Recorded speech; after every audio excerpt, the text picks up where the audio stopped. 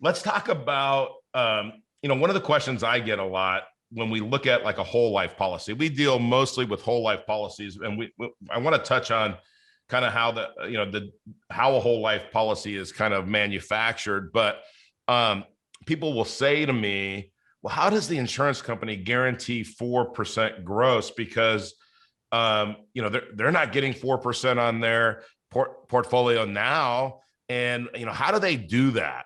Can you just touch on that for a minute?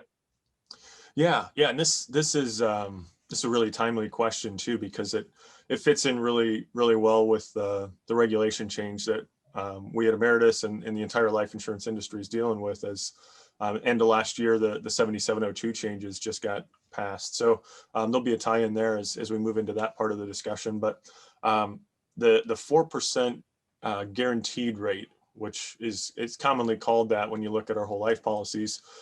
If you look at a specimen contract from Ameritas, it's going to say contract rate 4%. And what that means, it's not going to say you look at your guaranteed cash value at year 10 and it's $10,000, and you look at your guaranteed cash value at year 11, it's not automatically going to be 4% higher. That 4% is used in the guaranteed cash value determination, but it's really more of a reserve calculation. So to your point, the gross mortality and the gross interest rate used in determining guaranteed cash values is 4%. So it basically says when you look at the maximum age, let's say age 121 on $1 million policy on a whole life contract, doesn't matter which company you're looking at, they're all going to have the exact same guaranteed cash value at age 121. It's going to be exactly the same as the death benefit. And that's the way those guaranteed cash value calculations work, is from the time you issue that policy to the time they hit age 121, guaranteed cash value is growing and increasing each and every year. But the 4% isn't a true guaranteed internal rate of return. It is going to vary quite a bit year by year. For most contracts, it probably peaks at about 2.5% if you're looking at a guaranteed actual rate of return, because that is going to be net of the death benefit, or net of the mortality costs. And that also doesn't bring into consideration the guaranteed premiums, because you could have the exact same guaranteed cash value on two different contracts, but one of them might have a premium that's 20 or 30% less.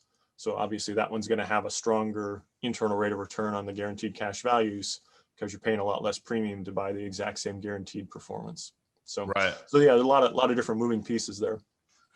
Yeah, and that's where I think sometimes, when at CreateTailwind, we show people a lot infinite banking, and there's a lot of people that are out there creating YouTube videos and everything else, and they focus so much on the policy and they focus on the ratings of the policy. And I always use, Kelly, the example of AIG in 2008 or 9, where 30 days before they were basically insolvent, they had all the top ratings, right? And their derivatives division in London, England, almost brought that company down, like 20 people in one division, because, as you know, derivatives are super risky, and if it goes the wrong way, you're in trouble.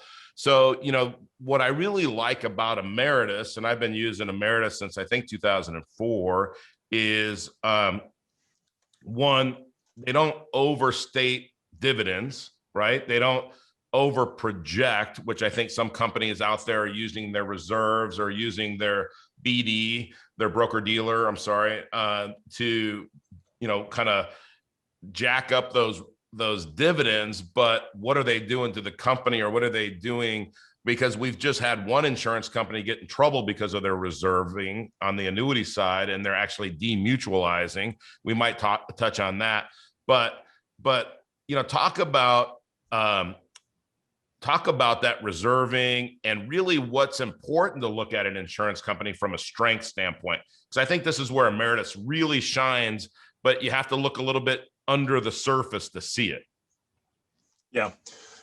I'm glad you brought that up, Jim, because that is an area we really focus on within our business, within our balance sheet. You'll hear our CEO talk a lot about our fortress-like balance sheet and the strength of what we bring to the table.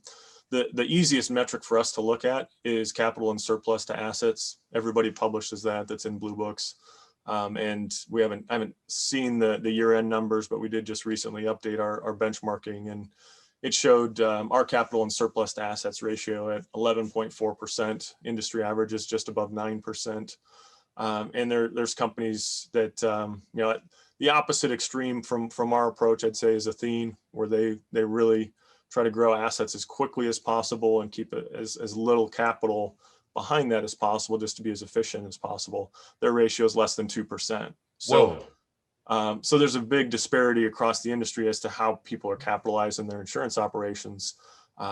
We have, like I said, of the companies we benchmark, the highest capital and surplus to assets ratio. So we feel like we're in a good position to weather some unpleasant times. You know, over the last year, we've seen that play out in the industry, where a lot of coronavirus deaths have led to higher than expected mortalities across the industry. You know, when we looked at year-end numbers, it was more than 20% above for the entire life insurance industry in terms of paid death benefits.